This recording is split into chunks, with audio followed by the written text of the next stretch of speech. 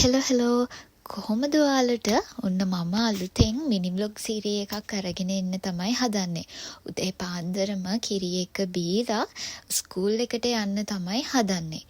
අපි අද ස්කූල් එකෙන් යනවා යොකෝහාමාවල තියෙන disaster risk reduction learning centre එකට. මුලින්ම අපි කට්ටියම එක එකට ගිහිල්ලා කට්ටියත් එක්කම යොකෝහාමා ස්ටේෂන් එකෙන් බැහැලා දැන් මේ අපි පයින් යනවා. මෙන්න මෙතෙන්ට තමයි අපි ආවේ. මුලින්ම අපේ ක්ලාසස් 3ක් ගියා A1, A2, A3 කියලා. අපේ සෙන්සේ අපි හැමෝගෙම ෆොටෝස් ගත්තා. ඊට පස්සේ අපි හැමෝටම ඩිසාස්ටර්ස් ගැන තියෙන ෆිල්ම් එකක් පෙන්නුවා. ඊට පස්සේ මෙතන තමයි ජොලිම වැඩි. අපිට භූමිකම්පාවක් ආවහම කොහොමද දැනෙන්නේ? ජපානයට ගොඩක් භූමිකම්පා එනවනේ. මෙතන අපිට ප්‍රැක්ටිස් එකක් තමයි දුන්නේ කොහොමද භූමිකම්පාවක් එන්නේ ඒ දේවල්. ඇත්තටම මෙතන මාර ජොලි.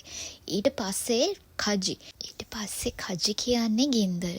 ගෙදරක ගින්නක් ඇති වුණොත් කොහොමද නිවන්නේ? අන්න ඒක ගැන මූලික දැනුම තමයි අපිට මෙතෙන්ද දුන්නේ. ඊට පස්සේ මෙන්න මෙතනත් ඇත්තටම මාරම ජොලි.